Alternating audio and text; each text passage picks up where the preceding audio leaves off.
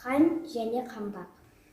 Бір күн хан өзінің нөкерлерімен серуендеп шықты.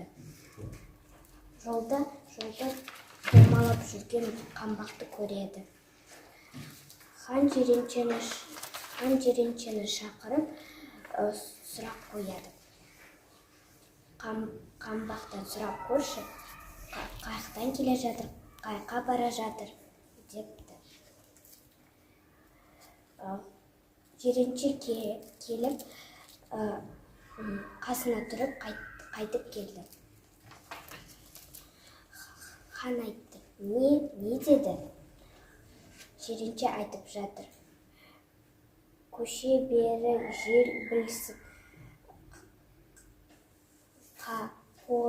қонарымды сай білсін, деді.